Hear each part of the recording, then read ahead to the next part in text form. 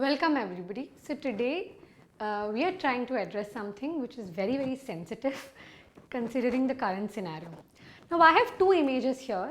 I think singularly these are two of the most discussed and rightfully or wrongfully, or I don't know, are the most sort of the whole debating point of our country right now, and it's caused, both of them actually have caused a lot of conversation to happen in the country, and there's so much violence also we've been witnessing. Now there is something that we do understand. Now here is, of course, this is how is the first case. So the BJP spokesperson on Times Now debate says something which has hurt the sentiments of Muslims all over the world. Now, and here is another poster, a recently released film poster, which is clearly, I mean, there is a certain section of Hindus, I'm sure, is hurtful to them. Now here, let's not get into the fact about what is okay, what is not okay, and okay, was she saying the right thing, was she not saying the right thing, is it right, is it not right? Because I think that this also comes from, I think we all have our own individual biases, and no matter what anybody tries to say, you have something which is, you know, an emotional sentiment inside you which will trigger looking at something, which will not trigger looking at something else.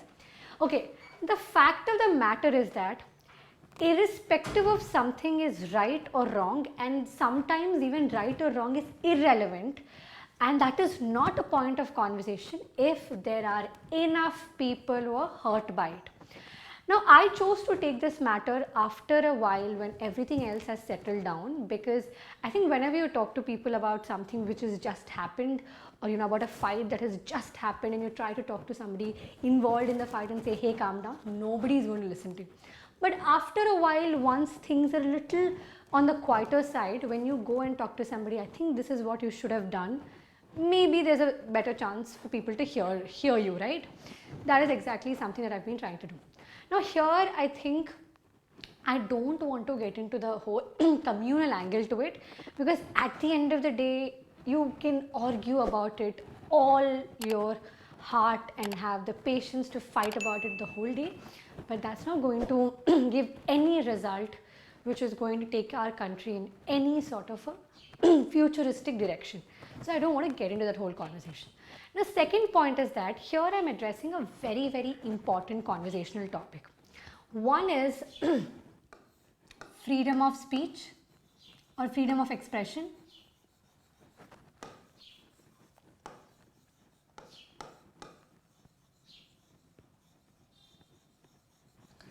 Okay, this is point number one. Then the point number two is hate speech.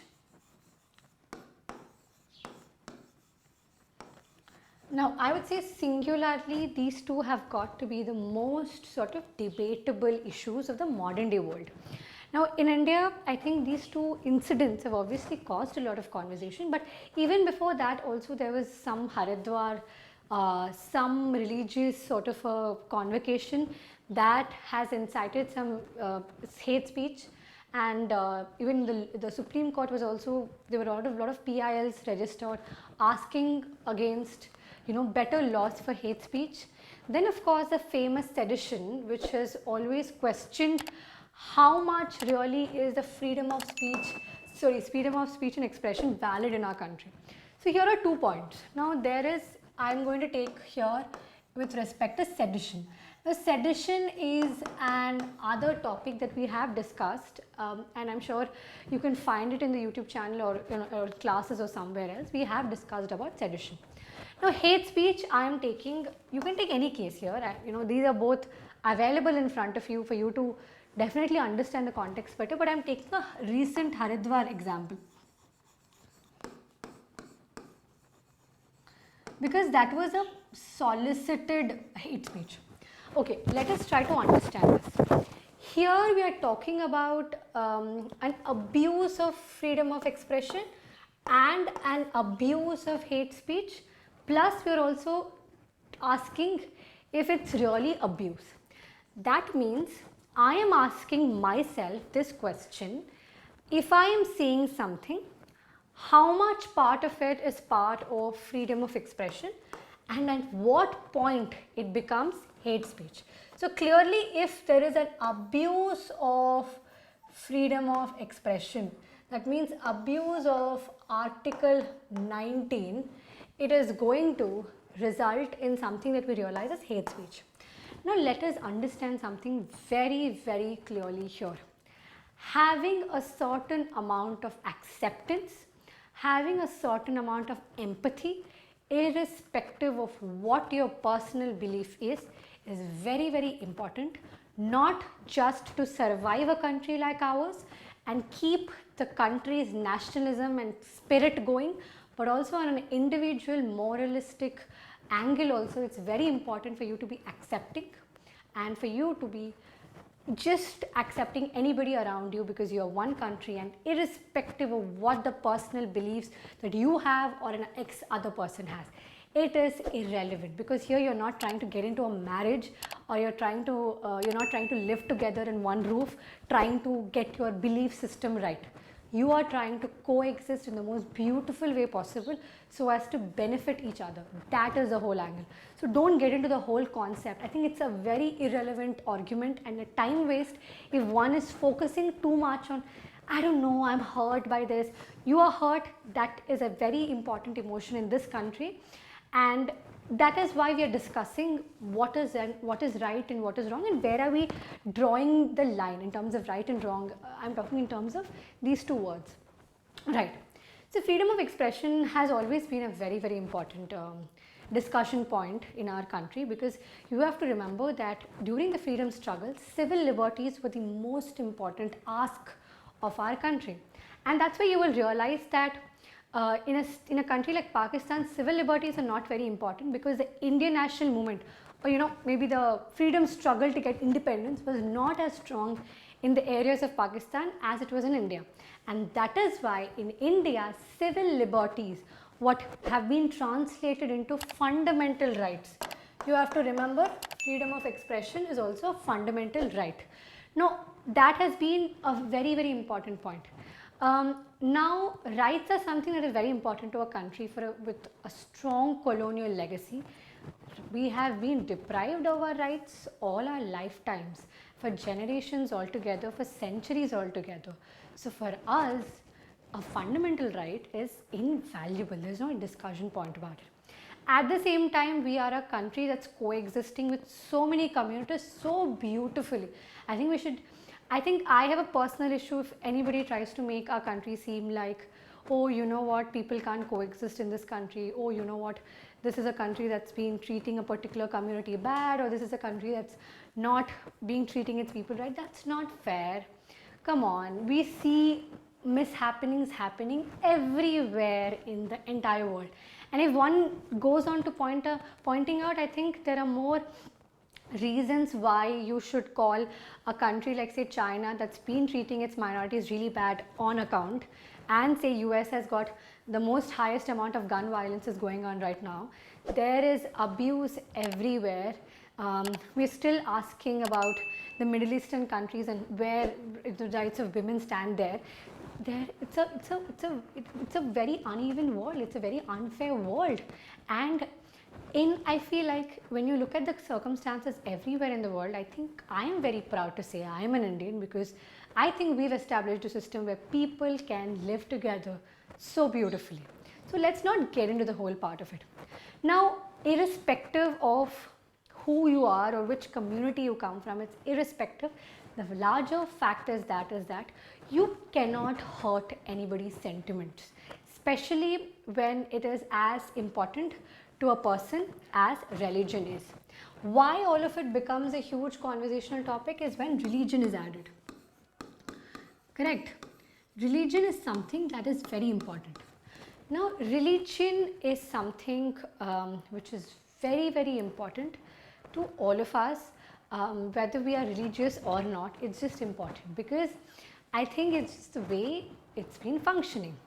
Now, irrespective of what intentions a particular person has, or what a particular person's ideology might be doing that. Whether it is here in Nupur Sharma's case or whether it's in the Skali posture, it becomes irrelevant, honestly, what this person must have been thinking before saying that line. Was there a provocation? Was she saying right? Doesn't matter. Here also, is this freedom of expression? Is this sort of what you call as the creative liberty? Doesn't matter. The fact is that both of them have hurt enough people in the world, enough people in our country, and so there's enough reason for everybody to just understand and be empathetic about it, because both of them have hurt enough people in the world. So having said that, giving all of that context, it's important for us to draw a line between here what is freedom of expression and here what is hate speech. And that is why I think understanding the line between here is important. Now, what is hate speech? Anything that is inciting religious sentiments, anything that might incite a certain amount of revolt or certain amount of aggression, intentionally or unintentionally, constitutes to hate speech. More so, I think a lot of the times hate speech becomes problematic because when you're trying to involve too much into religious matters and when you're trying to give too much of your opinion. I think the world can do better with one less opinion, honestly. So that is hate speech. But at the same time, we have something as powerful as a freedom of expression. I think it's the greatest liberty you can give to a person when he or she has the strength in their voice to come up and speak what they want. And that's what the Article 19 guarantees to you as well. So where do you draw the line? Well, Article 19 clearly states that you cannot abuse anything that is religious matters. Now, here is a very, very important sort of a sidetrack topic that we have to discuss, which is called as blasphemy.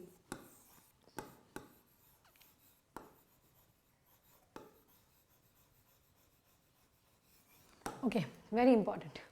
Now, blasphemy is when a particular person or a particular organization or whatever, a particular entity is hurting the religious sentiments of a particular community by a certain amount of commentary they are going to give on a particular god. Now, this might be insulting to the god or the deity here, or this might be insulting to the whole context of let's say historically or mythologically, whatever is written.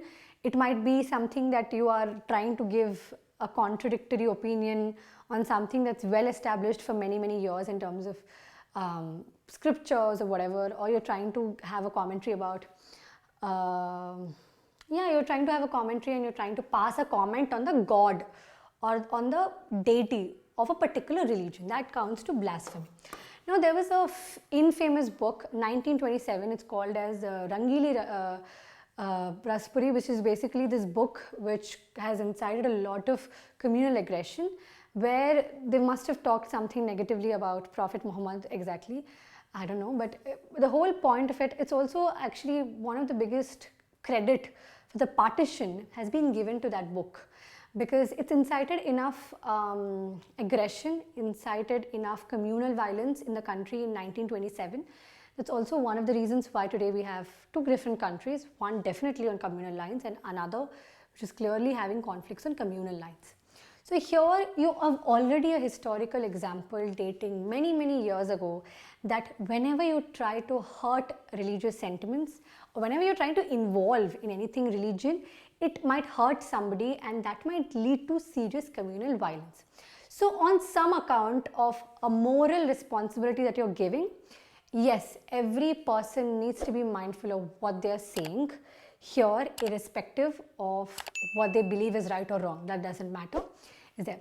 But at the same time, there is also a certain amount of protection in terms of say, okay, something might be slightly morally correct or incorrect, might not translate into legally as well. Like for example, I'll tell you so many laws in our constitution which are very, very, you might end up thinking, why does it act so? Like say, suppose domestic violence. The men in our country cannot go to court and say, I have been domestically violated or I have had violence, because after the whole Johnny Depp trial, we realized that men also go through so much. So there is no that angle in our country.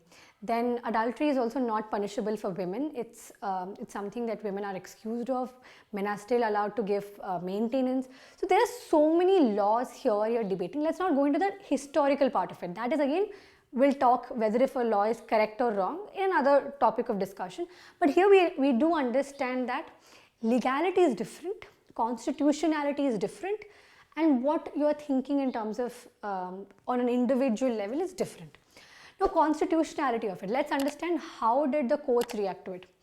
Now, this one has caused a lot of aggression from court side. The Supreme Court has given the onus of entire blame and the entire sort of all the communal riots that have been happening in the country, all the murders that have been happening in the country, every single thing. The Supreme Court of India has said that this woman, is individually responsible for all the violence that India is going through. And the reason why so many Middle Eastern countries are upset with us, it's giving the whole onus to this particular woman here. Now, that is again a little bit of constitution, and then so many retired high court judges and so many other legal experts have written to the Supreme Court and said that it's constitutionally wrong. Now, here comes the point. A, there is a mistake here. Okay, that is fine. You're going to agree on some level because it has hurt a few religious sentiments. But how far are you going to go in terms of criminalizing it is also another important question we need to ask ourselves. Here, I think one needs to understand that, we all do understand that maybe shoplifting, which is like you're going to a shop, maybe like slyly you're taking away something and you are a small theft as such. You can't equate it to murder or say rape. These are unfair propositions to compare and give a similar kind of judgment. This is something that I want everybody to be mindful of. As much as you can have individual emotions that are hurt, but remember that at the same time you also have to respect on some account that there is also freedom of expression. So even if you're hurt, on some account you should also let go of it in terms of giving a certain amount of constitutional protection to it. Nobody is justifying anything. Let me make it very, very clear.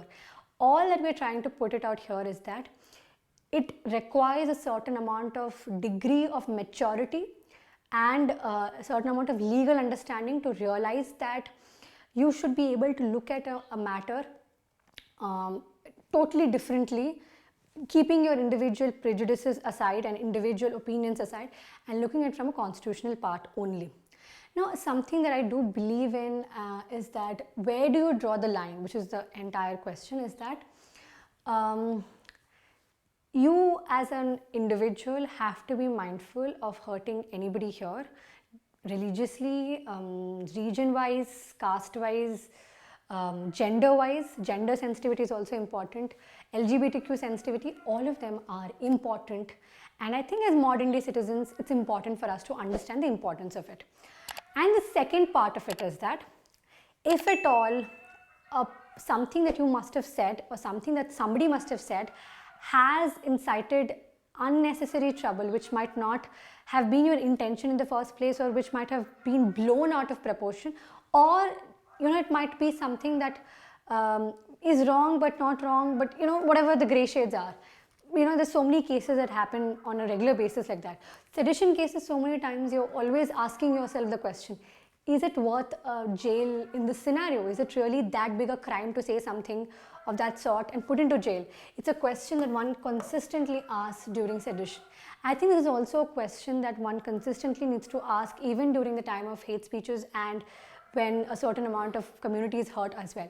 So that is how you should strike the balance. I think on an individual account, one needs to be a lot more mature and a lot more sensitive. Sensitive is the word here. For the lack of a better word, I think that is the word to go.